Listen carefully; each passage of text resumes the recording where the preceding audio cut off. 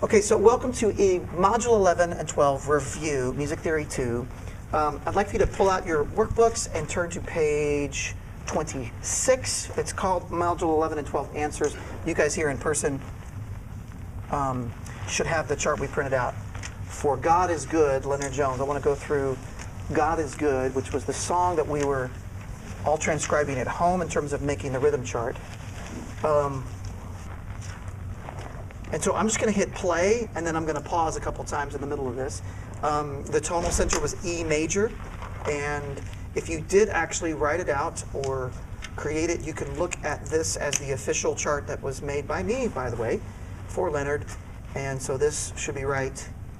You can see where you made a mistake. If you made a mistake, make a big circle, and especially if you're here in person or online, ask a question or mention which parts you made the mistake on. I'm thinking most people, when they got to what I call the bridge, there's some people that submitted charts called it the chorus. There's a couple of tricky parts. So let's take a look at that. I'm going to hit start recording. I'm going to hit play, and let's listen.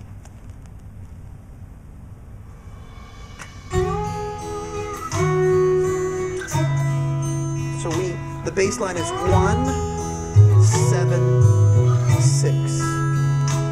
What if I looked into your eyes? 2-bar repeat. What would I find down deep inside? Measure 9. And not a god of rules and regulations, but love and filled with patience. Let it be understood that you are Measure 17. always, all the time. And what if I I'm going to pause right there. We would have repeated back to the verse at part 5. Let me point out a couple of things here. First off, every time you see a B11 on this chart, that was when Leonard first sent me his scrawled, handwritten version of it for me to kind of make it nicer. He wrote B11. What he actually should have written was a B major, like just B, with parentheses, add 4 or add 11, because B11 implies that there is also a minor seventh in that, which we haven't learned yet, and we're about to some parts of it later tonight. And that ended up staying through several iterations of the chart, so it really ought to be B add 11 instead of B11, meaning it's a B major with a 4th or an 11th added to it. I also want to point out what could throw a lot of people. Bar 13, 14 is the E over G sharp. The 2/4 bar is there. Some people would continue to count 4 beats, and they put 2 beats of E over G sharp, 2 beats of A, and then give a 2/4 bar of A. But I elected to do it this way because the A chord lasts for 4 beats, and it makes a little more sense to just let that have that diamond, that whole note there, be the 4/4, the common time symbol that's there for 4 beats in the measure. And so that's why I made the 2/4 bar on the E over G sharp, make things make a little bit more sense. So I hope this makes sense. Is there any questions on the floor at the moment? Did that kind of make sense as you were following along ear-wise, listening to the bass line move around and extrapolating what the chords are above it? For those that are new for transcribing, the altered basses like the B over D sharp and the B over D sharp and the E over G sharp can be a little bit harder to hear at first. But again, that was my challenge, was just knowing when there was something in the bass. yes, Grant was saying that was his challenge, knowing there was something in the bass. So what I want to do is, we're looking at the screen, I'm going to unpause, and then we're going to zoom in a little bit and look at a way of catching that. So I'm going to hit play first. saw you face to face, what would you do with my embrace? You're not the type who brings up the past you made. And so right here should be an E over G sharp. Where I stopped it would be at bar 11, I believe. Does that look right to you guys? Okay. And so looking at the Audacity here, This chord right here I'm about to play should be the E over G sharp that's in B11, that's in measure 11. It's just the 2 beats, the last couple of beats of measure 11. And I'm going to, in Audacity, hit Shift spacebar, which allows me to loop play. If you'll see up here on the transport, loop play, meaning take what's selected and loop it over and over and over as opposed to just playing it once. So I can select it from the menu, or I can hit the Shift key in space, but all audio editors should have a similar function. Now, as we demonstrated last week, the first thing is finding the bass note. So let's just to walk through as if we didn't already have the answer. Loop play. There's the bass note. And we hop down 4th. And there's the bottom note. Now, if we know that's the bottom note right there, and we've been listening to the bass line and we've been tracking on it, the first thing we would do is say, is it major or minor? That's an A flat or G sharp major. That's definitely not it. G sharp minor kind of sounds like it is. And so then you start getting to where you kind of go one note at a time. So if you'll watch what I'm doing on the keyboard as the loop is playing. And then I try to go, is the major third working? Definitely not the major third. How about the minor third? Minor third sounds right. So G sharp and B work, but the D sharp, or the 5th, no, that's not in there. But the E is in there. So after I've gone through that process, and I did it very quickly, it would usually take most people a lot longer. Now I'll find that the G sharp, B, and E become my notes, and I look at that and I recognize that that becomes the 1, 3, and 5 of the E chord, and thus it's a 1 over 3. But the trick is knowing all your major scales. How many times have we said in Music Theory 1, memorize your major scales? And then in Module 8 of Music Theory 1, we talked about the number system, the Nashville number system, and recognizing what chords are common to all the major scales. If you remember, we had the 1 chord is always major, the 2 chord is always minor, and so forth, and we talked about in Module 8. And so from that, we've then extrapolated that the E major scale always has E, G sharp, and B as its root chord, and it always has the 2 chord is always F sharp, A, and C sharp, making an F sharp minor. We've already went through that, right? Because we've all been working on that. We've all had it totally memorized, razor sharp in our brains. No, I'm just kidding. We're all at different places, I totally understand. But if we see the note combinations of a B of any kind, a G sharp, and an E, when those 3 notes come together, wherever they are, no matter the voicing or the doubling, they make an E major chord. So somebody actually this week got on the forum and was saying, man, sometimes it seems like this is a little simpler, Austin, after you explain it than I thought. I thought it would be a lot more complex than this. There is some complexity, because there's some stuff to understand, there's some stuff to learn, there's some stuff to memorize, and yet it's a finite amount of options of these 12 slices that we use all the time. There's only a certain number of combinations. You almost never see E, F, and A flat together. You almost never see that particular combination all by itself.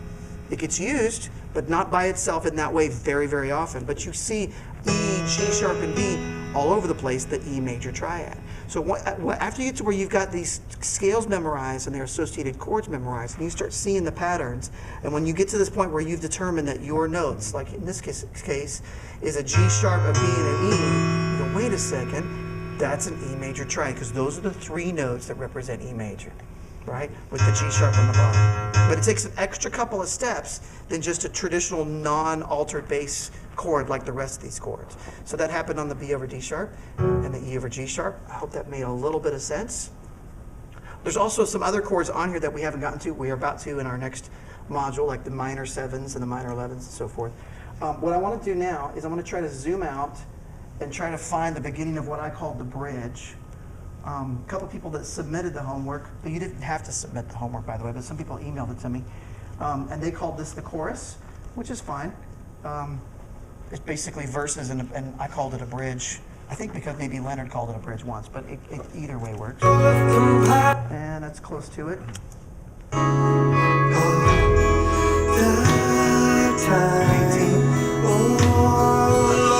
So right there at 1 minute and 41 seconds or so of the file.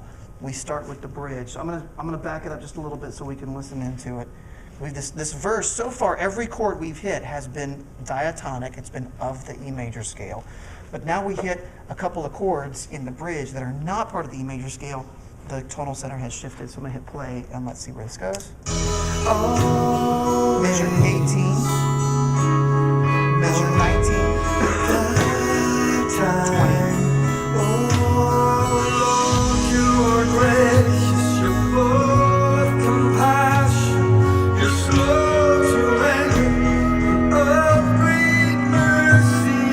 Okay, so let's look at those first 4 chords. You've got a G sharp minor. Again, there's an add 11 and add 9 in there. Those are things we haven't gone over. But it's basically a G sharp minor. And then F sharp over A sharp. Now, whenever you've got a minor chord like this, and then it goes up, the bass goes up a whole step. But when the bass goes up a whole step to A sharp, but it becomes the 3 of the 1 chord like this, the F sharp over A sharp, in major scales, that always is the movement of a 6 chord going to a 5 over 7. There's only a certain number of combinations that can be, and the more you start doing this transcribing, the more you're working with your intervals, the more you do this, the more you start recognizing that this stuff happens over and over and over, and you start seeing the patterns. So in this particular case, the G sharp minor becomes the new 6th chord of a new tonal center. Up until now, the tonal center has been E major.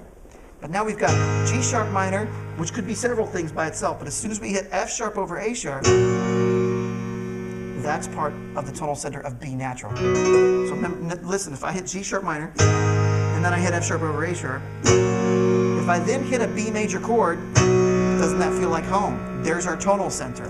But we never actually play a B chord. Okay? So what that means is bar 21, 22, the tonal center becomes B major without B major ever actually being stated, because those 2 chords are implying a new tonal center. Okay?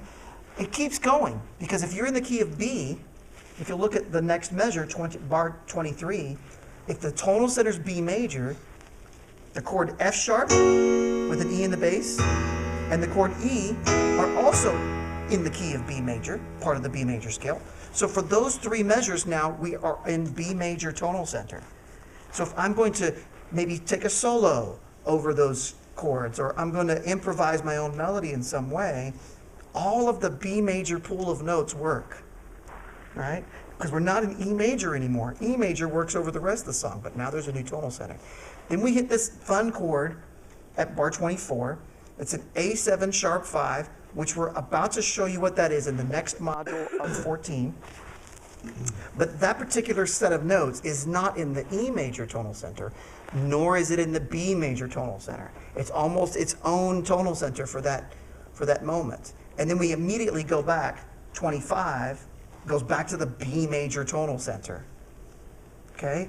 So what happens is when we get to the end of the bridge, we get to the final bar, which is 28, there's that B chord, which should say B at 11, if you remember. Okay? When we get to that chord, without any other context, it feels like we're home, because the bridge at bar 21 started setting up the B tonal center, and we don't get the payoff of feeling like we're home until the last bar of the bridge, bar 28. But that chord, that B, feels like it's home for a moment. And then as soon as we go back to the DS, we hit an E chord, and now all of a sudden it feels like we're back in E. So that B chord, that's at bar 28, is both the temporary 1 of the new tonal center, but it's also the 5 of the return back to the E tonal center. So it has 2 functions. Okay? We're going to be dealing with functions as we go further as well. So let's take a listen to that. Notice, as we're playing this through, that A7 flat 5 that's in bar 24, it's cool sounding, but it definitely sounds like a different home, a different tonal center. So the 3 bars, 21, 22, 23, all sound like they're in this B major key. As soon as we hit that A7 thing, it's changing, and it goes back. And notice how it feels when we do finally arrive at bar 28, how the B feels like we're coming home, and then boom, it goes back to the verse, and the tonal center shifts again. Notice how that feel happens. And reminder that there's a repeat at bar 24, so we're going to have those 4 bars twice and then we go on. So I'm going to hit play from the same spot, which is approximately around bar 17, headed to the bridge. Bar 18, bar 19, 20. Tonal center shift right now.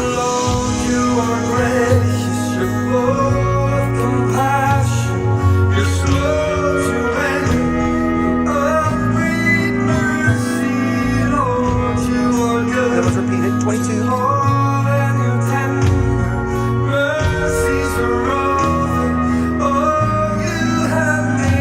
25.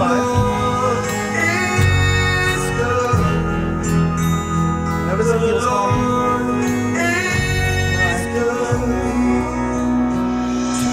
Back to the first. Did you kind of hear that a little bit? Because we got to that final, that B chord, it felt like it was home, and then boom, we switched homes. Okay? Now, I would urge you to consider, because this is a slow song, and the changes, the chords are not that fast, this is a great tune to practice improvising over. Because if you know the E major scale notes will work from measure 1 till measure 20, through measure 20, you could take that scale, that's the pool of 7 notes that comprises the E major scale, and you can improvise all over the place. Just try it. Just try anything as long as it's out of those 7 notes.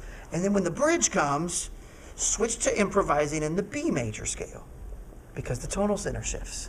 So try, and if you are not a gifted instrumentalist, even if you can just do like I'm doing here with kind of this one finger at a time, and you're singing, that you hear in your head the new tonal center and you're singing new notes, that would happen. So right there when I was hitting play, I've been hitting play and it's right about bar 17. I'm going to scoot it back a little bit, maybe about 15 seconds or so, 20 seconds, and just kind of improvise in the key of E major scale in the bars coming up to the bridge, and then I'm going to switch when I get there. So I'm going to hit play, got to make sure I know where we're at. I'll give you measure cues. I'd love for you to experiment like this at the house with the song or any song that you see, to do this a lot, because this will help your improvisational skills as we go forward. So measure 9,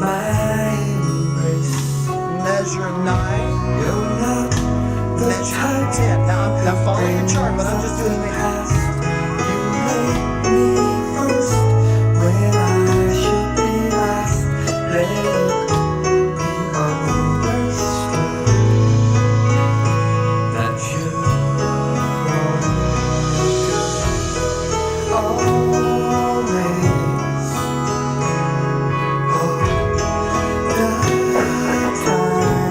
Switching to here's the bridge, B major.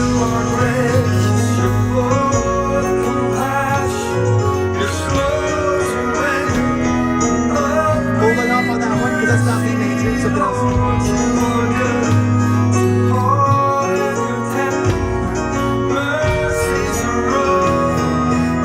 Holding on, measure 25, still in B tonal center.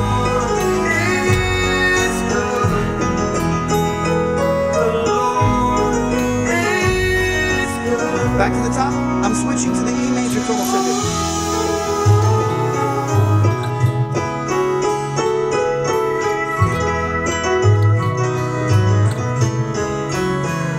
Now, that wasn't maybe the most musical, satisfying, expressive solo. I was just poking around on the scale that I've gotten really familiar with, but I'm consciously poking around in one scale, switching to another one for the other tonal center. Okay? This is a certain measure, a certain version of jazz improvisation.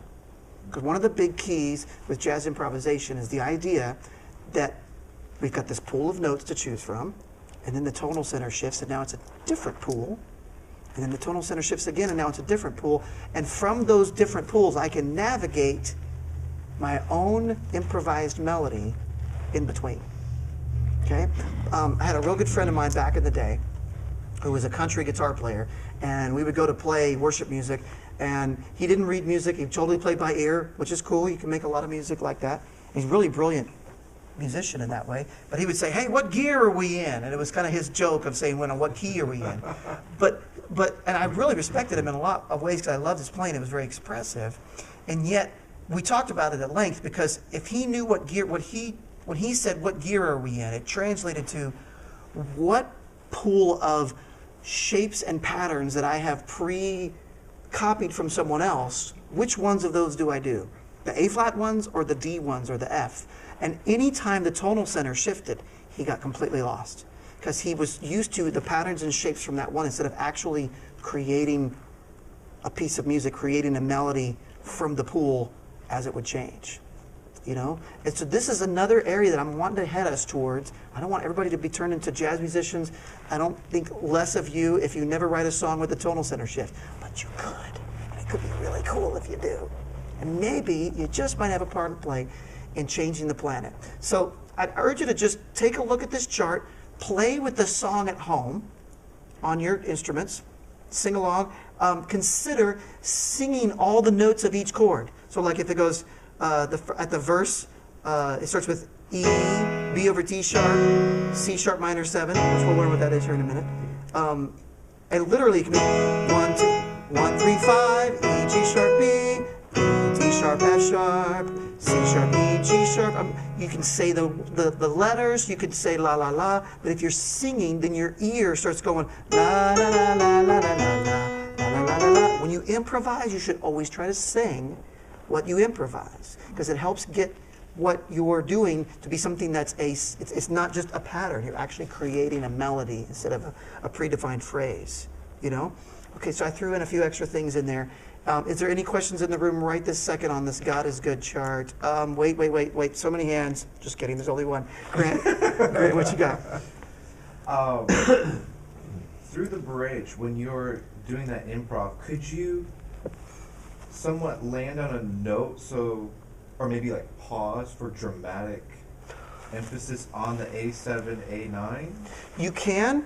Or kind of like balance, teeter in between two notes, just kind of give it effect? There's all kinds of things to do.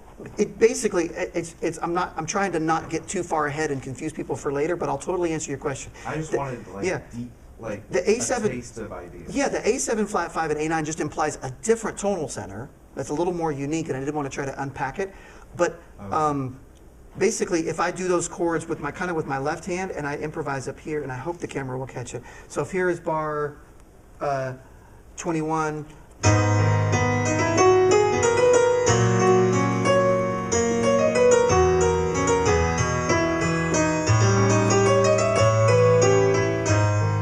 And so now, what I did there was one of the very first things you would learn in improvisation. I'm just throwing this out for free. This is something that happens at the very end of Module 3 of Music Theory 3. But the idea is when you go to improvise, one of the first things you can start with is just improvise over the chord tones. So if it's a C major chord, just go back and forth on C, E, and G. Mess around with, you can make all kinds of music. So if here's a C chord,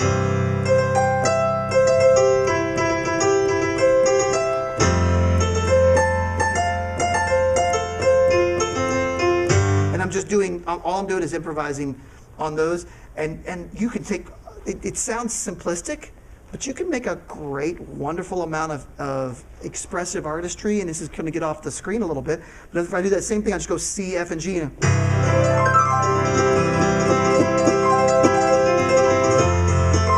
well, I started doing the scale, sorry. And all that is just the chord tones, okay?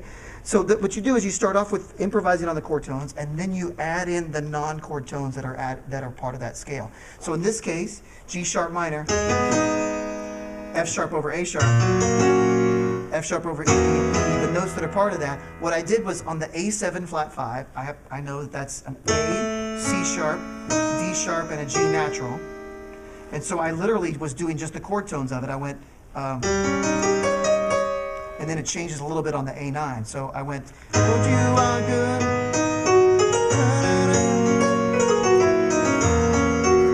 I think I did this. Okay, so it was, and I just, so you said, can you do a pause or just do two notes? You can do anything. That's actually the deal, is anything that worked. That was more busy. Maybe I want to be nice and sweet, so I would do a slow like this and go.